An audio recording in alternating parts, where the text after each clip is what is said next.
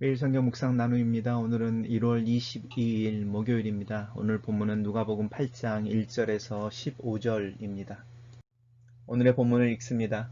그 후에 예수께서 각 성과 마을에 두루 다니시며 하나님 나라를 선포하시며 그 복음을 전하실새 12제자가 함께 하였고, 또한 악귀를 쫓아내심과 병 고침을 받은 어떤 여자들 곧 7 귀신이 나간 자 막달라인이라 하는 마리아와 헤롯의 청지기 구사의 아내 요한나와 수산나와 다른 여러 여자가 함께하여 자기들의 소유로 그들을 섬기더라. 각 동네 사람들이 예수께로 나와 큰 무리를 이루니 예수께서 비유로 말씀하시되, 씨를 뿌리는 자가 그 씨를 뿌리러 나가서 뿌릴새 더러는 길가에 떨어짐에 밟히며 공중의 새들이 먹어버렸고, 더러는 바위 위에 떨어짐에 싹이 났다가 습기가 없으므로 말랐고, 더러는 가시떨기 속에 떨어짐에 가시가 함께 자라서 기운을 막았고, 더러는 좋은 땅에 떨어짐에 나서 100배의 결실을 하였느니라. 이 말씀을 하시고 외치시되, 들을 귀 있는 자는 들을지어다. 제자들이 이 비유의 뜻을 물으니 이르시되, 하나님 나라의 비밀을 아는 것이 너희에게는 허락되었으나 다른 사람에게는 비유로 하나니, 이는 그들로 보아도 보지 못하고 들어도 깨닫지 못하게 하려 함이라.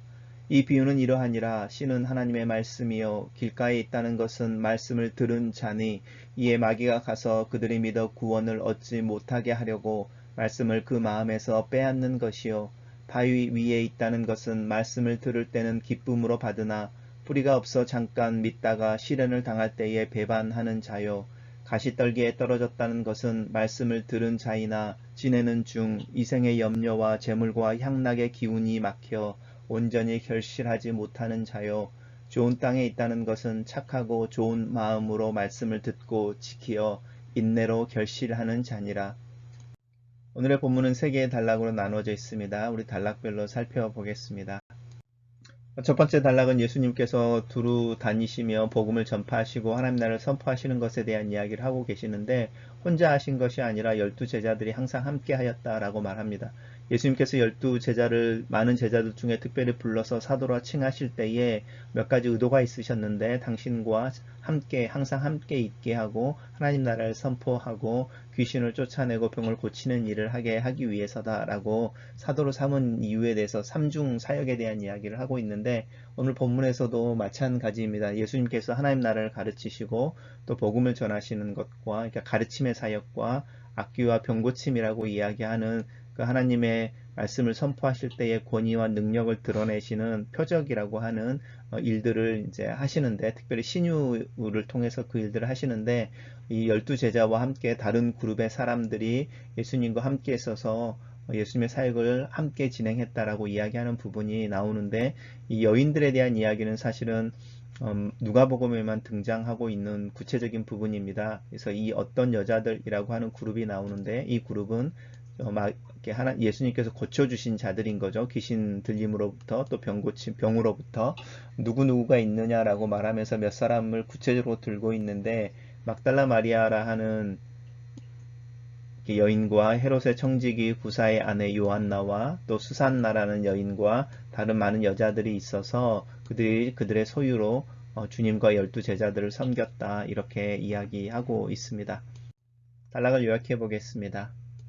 예수와 12제자들은 각 성과 마을을 돌아다니며 하나님 나라를 선포하고 복음을 전한다. 병과 귀신 들림에서 나음을 받은 막달라인 마리아와 요한나, 수산나 등 여러 여인들이 예수의 사역을 섬긴다, 이렇게 요약해 봤습니다.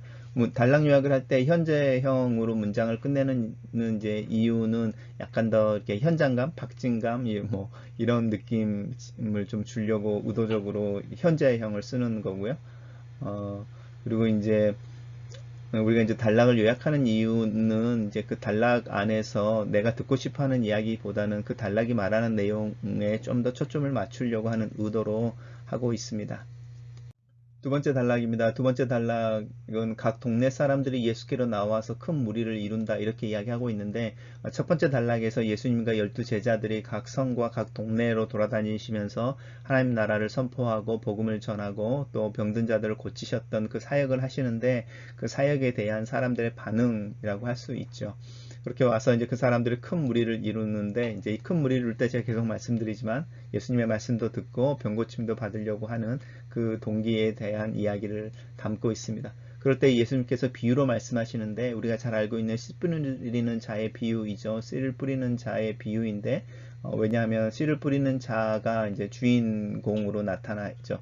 그 사람이 굉장히 예수님의 비유 속에서 이렇게 무덤덤하게 씨를 뿌립니다. 이렇게 이스라엘의 어떤 농사법 중에 하나이기도 하고요. 실제로 이제 팔레스타인에 가보면 우리가 이야기하는 정말로 이렇게 좋은 질의 밭이라고 이야기하는 잘 정리되어져 있는 돌이나 잡초나 이런 것들이 잘 걸러져 있는 이런 땅들은 많지 않고, 돌과 흙이나 이런 부분들이 같이 있는 땅들이 많이 있어서 이제 그런 땅에 씨를 뿌릴 때의 모습에 대한 이야기를 하고 있습니다. 씨를 뿌릴 때에 그 씨앗이 어떤 때는 길가에 뿌려져 있으니까, 길가에 뿌려지니까 사람들이 지나가면서 밟는 것이고 공중의 새들이 먹는 것이고요. 또 바위 위에 떨어져서 이제 싹이 났다가 습기가 없어서 말라지고 가시 덜기 속에 떨어져서 가시가 싹과 이렇게 씨앗과 함께 자라는데, 가시가 훨씬 더 빨리 자라는 거죠. 더 빨리 자라서 기운을 막는다는 거죠. 기운을 막고 더러는 좋은 땅에 떨어짐에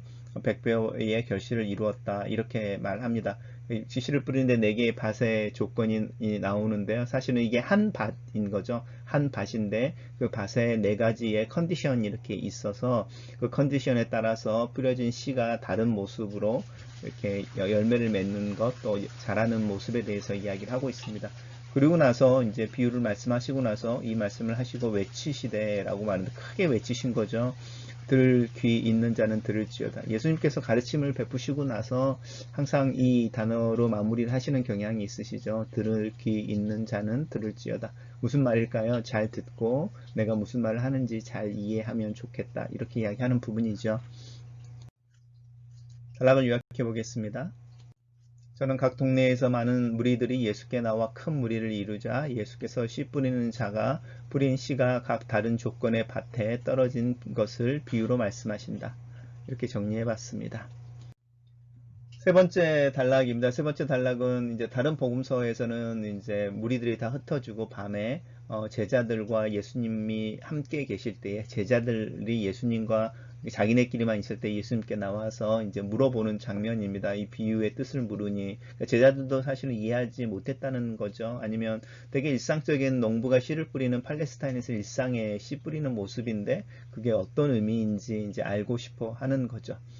그럴 때 예수님께서 이제 왜 비유로 가르치시는지에 대한 이야기를 먼저 하십니다. 비유라고 하는 것은 일상의 삶에서 나오는 모든 사람들이 아는 경험을 이야기하는데, 그 경험의 이야기 속에 어떤 의미들이 담겨져 있는데, 그 이유는 감추기 위해서라는 겁니다. 하나님 나라의 비밀을 감추기 위해서. 그러니까 깨닫는 자, 그걸 깊이 생각하고 관심이 있어서 그것을 상고하는 이들은 하나님의 은혜를 발견하고 지혜 속에서 그것을 깨닫게 될 것이고, 그냥 흥미 삼아서 한번 와서 이렇게 듣고 마는 사람들은 깨닫지 못하는 부분들이 있죠. 그래서 이렇게 심사숙고하는, 이렇게 베레아 사람들이 신사적이어서 오픈마인드라는 거죠. 바울이 가르친 하나님의 말씀이 정말로 그런가 하여 상고했다, 이그잼했다라는 거거든요. 그러니까 이그잼 한다는 것, 조사한다는 뜻이니까 깊이 생각한다는 뜻이죠. 그런 이들을 구별해내기 위해 비유로 말씀하신다, 이렇게 이야기하고 있습니다. 그러면서 이제 씨 뿌리는 자의 비유에 대해서 이야기하고 있는데, 씨는 하나님의 말씀입니다. 그리고 길가에 뿌려졌다는 것은 말씀을 들었다는 거죠. 그리고 사실은 보면 바위에 있다는 것도 말씀을 듣는 거죠. 그리고 가시떨기에 떨어졌다는 것도 말씀을 들은 자죠. 그 다음에 이 좋은 땅에 있다는 것도 사실은 말씀을 듣는 거죠. 그러니까 이 밭의 조건이 다 한결같이 하나님의 말씀이 들려진다라는 거죠. 하나님의 말씀이 들려진다라는 것이고요. 근데 그 하나님의 말씀을 들을 때에 각기 다른 반응들이 나오는데, 그 반응을 이제 밭의 어떤 다른 모습으로 이야기를 하고 있습니다. 이 길가에 있다고 하는 부분들이 이제 사실은 우리가 알고 있는 복음을 전할 때에 이제 거절하는 사람들, 아니면은 잠깐 반응을 하다가도 그냥 돌아가 버리는 사람들인데, 그것에 대해서 마귀가 그들이 믿어 구원을 얻지 못하게 하려고 라고 이야기하고 있습니다. 길가에 떨어지는 사람들이라고 하는 경우는 어쩌면 이미 마귀에게 이렇게 마귀의 소유가 된 사람들일 수 있죠. 왜냐하면 다른 그 새 부분과 달리 구체적으로 이렇게 찝어서 와서 그들이 자기의 것에서 도망치는 것을 이렇게 싫어해서 자기의 소유권을 강화하기 위해서 이렇게 있는 것처럼 말씀을 빼앗아가 버리죠. 여기는 뭐 불가항력적인 요소가 있죠. 두 번째로 이야기하는 부분이 이제 바위에 있다라고 하는 부분인데요. 이제 기쁨으로 받지만 시련을 당할 때 배반하게 되는 것에 대한 이야기를 합니다. 자기의 책임일 수도 있고요. 그 다음에 가시떨기에 떨어져 있다라는 것은 이제 우리가 잘 알고 있는 것처럼 이생의 염려, 재물과 향락의 기운이 막힌다는 거죠. 그러니까 믿음이라고 하는 게 또 말씀이 자라나려고 할 때에 이제 함께 자라야 되는데 힘을 얻고 자라야 하는데 이 부분들 염려라고 하는 부분과 재물과 향락이라고 하는 부분이 복음의 어떤 기운을 막아서 온전히 결실하지 못하게 한다라는 거죠. 어떤 면에서 이 가시떨기에 떨어진 이 하나님의 말씀의 씨앗은 자라고 말라버리지는 않는 거죠. 그러니까 배신하지는 않고 평생에 예수를 믿는 사람으로 이 세상의 사람들을 살아내는 사람들이죠. 그렇지만 이제 이 온전히 결실하지 못한다라고 말하는 부분 속에서 이제 열매라고 하는 부분 속에 이제 열매가 없다라기보다는 이제 빈약함, 또 나쁜 열매, 또 이렇게 뭔가 이렇게 온전하지 않는 벌레 먹은 모습의 어떤 열매, 이제 이런 부분들에 대한 이야기를 할 수 있겠습니다.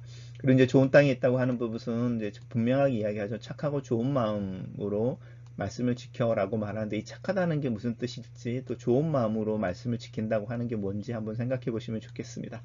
하나님이 착하고 좋다라고 말을 할 때에 열린 마음으로 이런 뜻일 수도 있고요. 하나님의 말씀을 이해하고 깨달으려고 노력하고 그것을 이제 지킨다고 나오죠. 지키는 마음으로 지키는 것으로 그리고 인내로 결실한다라고 말하면서 이 말씀을 듣는 태도에 대해서 분명하게 이야기하고 있습니다. 말씀을 들을 때에 착하고 좋은 마음으로 말씀을 듣는다. 그리고 그 좋은 마음으로 말씀을 들었으니까 당연히 그 말씀을 행하려고 애를 쓰는 것이고 행하기 위해서 노력하고 또 시도하고 오늘은 안 됐다고 그래서 좌절하는 것이 아니라 내일 또 시도해보고 그 다음날 시도해서 조금씩 자라나는 것에 대한 이야기를 하고 있고 그렇게 자라나는 것에 시간이 필요하고 훈련이 필요하고 그래서 믿음의 사람은 7번 넘어져도 다시 일어나는 사람이 믿음의 사람이고 믿음으로 사는 삶이다 이야기할 때 끊임없이 그렇게 자신을 훈련하는 가운데 하나님께서 이제 열매를 맺게 하시는 분입니다. 단락을 요약해 보겠습니다. 제자들이 예수께 비유를 묻자 예수께서 비유를 가르치시는 이유를 하나님의 비밀을 깨닫는 것이 허락된 자들을 위함이라고 하시면서 그 씨 뿌리는 자의 비유를 설명해 주신다. 첫 번째 묵상 포인트입니다. 예수께서 12제자를 사도로 특별하게 부르실 때에 항상 그와 함께 있게 하기 위함이었다. 예수께서도 하나님의 길, 하나님 나라의 길을 가실 때에 독불 장군처럼 혼자 걷지 않으셨다. 다른 이들 중에 특별히 함께 할 자들을 선택하셨다. 편애나 특권의 의미가 아니라 동역과 동행의 의미이다. 나 또한 하나님의 동역자, 주님의 동행자로 부름을 받았다. 예수께서 가시는 길에 그와 함께 있어야 한다. 예수께서 하시는 일의 증인이 될 뿐만 아니라 예수님이 하시는 그 일을 나도 해야 한다. 하나님 나라를 선포하고 복음을 전하고 회복과 치유가 필요한 이들의 성장을 위해 수고해야 한다. 특별히 2021년에 나는 어떻게 살아야 할까? 이 일들 어떻게 감당해야 할까? 이 비대면과 불확실성의 상황에서 어디에 또 주님은 어떻게 일하고 계실까? 주님을 발견하기 위한 노력이 먼저 필요한 것 같다. 주님이 계신 곳, 주님이 하시는 일, 주님과 함께 그곳에 있기를 원합니다. 누가는 예수께서 고치셨던 여인들의 이름을 나열하며 그들이 그리스도의 사역을 그들의 자비를 들여 섬겼다고 말한다. 12사도들과는 다른 형태로 예수님의 사역에 함께 하고 있다. 은혜를 경험하는 것이 첫 번째이다.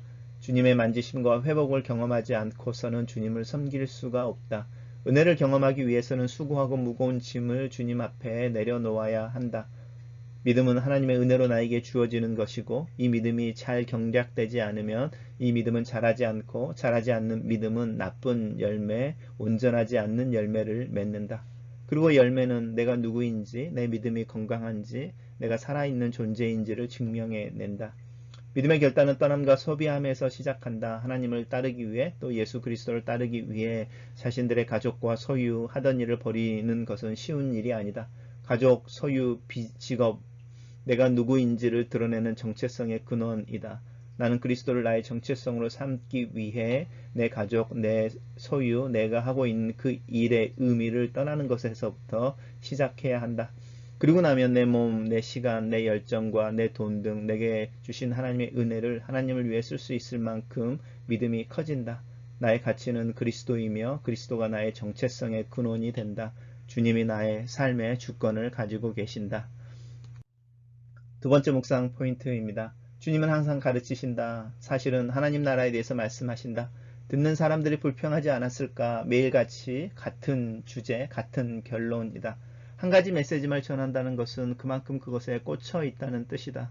목숨과 생을 걸어서라도 해야 할 일, 해야 할 말을 가지고 있다는 것은 어쩌면 자기 소명에 대해 분명한 이해가 있다는 뜻이다. 나는 무엇에 목숨을 걸고 있는 것일까? 내 삶을 걸 만한 하나의 메시지를 가지고 있는가? 내 삶을 책으로 쓴다면 나는 어떤 단어를 주제로 삼을 수 있을까? 귀 있는 자는 들을지어다 라는 예수님의 외치는 목소리는 어땠을까? 혼을 내는 톤이었을까? 자신의 가르침을 이해하지 못하는 이들에 대한 탄식이었을까? 말씀을 듣고 진지하게 생각하여 깨달으라 격려하는 또 도전하는 목소리였을까? 나는 귀가 있는 자인가? 나를 깨우는 소리를 듣고 눈을 뜨는 자인가? 더 알기 위해, 더 이해하기 위해 생각하고 질문을 던지는 자인가? 하나님의 메시지를 듣는 자인가? 그리고 그 메시지에 잠에서 깨어 그 목소리에 반응하는 자인가? 마지막 묵상 포인트입니다. 들어도 깨닫지 못하는 것은 두려운 일이다. 들어도 깨닫지 못하는 사람은 어리석은 자이다. 듣고 깨달아야 그 가르침을 따를지 거절할지를 정할 수 있다. 목숨을 걸지 그냥 신용만 할지를 정할 수 있다. 나는 매일 성경을 읽고 묵상하면서 하나님의 음성을 듣고 있는지, 읽고 묵상하는 내용이 내 마음의 깨어남과 깨달음으로 연결되고 있는지, 내 마음의 생각과 내 욕망과 욕구가 하나님의 그것을 닮아가고 있는지, 주님 앞에서 어리석은 자가 되지 않기를 위해 기도하고 나에게 하나님의 말씀이 감추어지는 재앙이 일어나지 않기를 위해 기도한다. 신앙은 현실이다. 믿음은 추상적인 것이 아니다. 말이나 논리에 있지 않다. 복음은 승리의 소식이며 패전과 죽음, 포로됨과 노예됨의 상황에 대해 걱정하지 않게 하는 자유의 선포이다. 복음을 듣고 깨닫지 못하는 것은 위급하고 중요한 전쟁에 대해 그동안 무관심하게 살고 있다는 뜻이기도 하다. 복음은 내 생명을 위해, 내 삶과 미래를 위해 누군가가 목숨을 걸고 싸웠다는 뜻이다. 내가 그 우주적 싸움을 인식하지 못했다는 것은 나의 무지, 무감각, 어리석음의 결과이다. 나는 이 우주적인 싸움에서 그리스도께서 이기시고 나에게 그 승리의 소식을 전해주신 것을 믿는다. 이 복음 안에서 자유를 얻고 내 삶을 좀 더 자유인으로 책임감 있게 살기 위해 애쓰기를 원한다. 내 마음밭에 뿌려진 이 복음의 씨가 싹을 낸 것이 참 감사하다. 이 싹이 현실의 벽에 갇혀 자라지 못하는 일이 없도록 애를 써야 하는 자이다. 내일과 재물, 안정과 안녕에 대한 염려가 내 삶을 부유하지 않게 하는 것을 아는 자이다. 인내함으로 내게 주어진 삶과 믿음의 길을 꾸준히 매일 한 걸음 한 걸음 앞으로 내딛는 자이다. 열매는 주님이 맺게 하실 것이다. 내 삶의 뿌리는 주님의 죽음과 부활, 은혜에 깊이 깊이 내려 있으니까. 아멘. 마지막으로 글로 쓰는 기도입니다. 예수 그리스도의 복음을 듣게 하신 은혜를 감사합니다.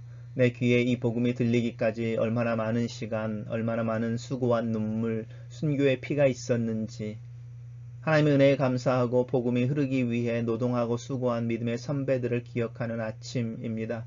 내 마음에 뿌려진 복음의 씨앗이 새에 먹히지 않고 싹을 내고 뿌리를 내린 것이 은혜임을 알고 있습니다. 믿으려 애쓰지 않았지만 믿어지는 마음을 주님께서 주신 것을 감사합니다. 이 복음과 영생을 선물로 받았습니다. 이 싹이 자라 나무가 되고 열매를 맺는 데까지 시간이 걸리고 땀을 흘리는 수고와 성실한 돌봄이 있어야 한다는 농부의 지혜를 마음에 품습니다. 씨를 뿌리는 자의 수고가 싹을 내게 하고 돌보는 자의 수고가 싹을 자라며 꽃을 피게 하는 것처럼 하나님께서 내 마음에 말씀의 씨를 뿌리셨으니 이 씨앗이 자라 열매를 얻는 추수의 때까지 돌보아 주시기를 기도합니다. 나는 내 마음의 밭에 조금 더 신경을 쓰겠습니다. 가시덩굴이 자라나지 않게 하기 위해 믿음으로 내 염려를 그때그때 주님 앞에 기도로 내어놓겠습니다. 내 삶에서 경험하는 도전과 고난을 통해 실망하기보다는 내 마음의 돌들을 발견하고 제거하는 하나님의 은혜의 기회로 삼겠습니다. 농부이신 하나님께서 내 마음과 삶에서 일하시도록 나는 오래 참고 기다리며 하나님이 주시는 은혜의 비와 사랑의 양분을 잘 받아들이고 흡수하는 일에 좀 더 열심을 품겠습니다.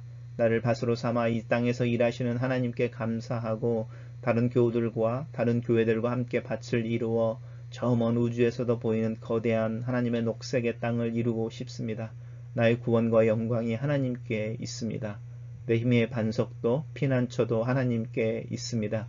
나는 다만 하나님을 의지하고 하나님께 내 마음을 드려 하나님이 내 삶에서 일하시는 것을 보기를 원합니다. 오늘 하루도 내 삶에서 일하시는 농부 하나님을 찬양하고 기대합니다. 아멘.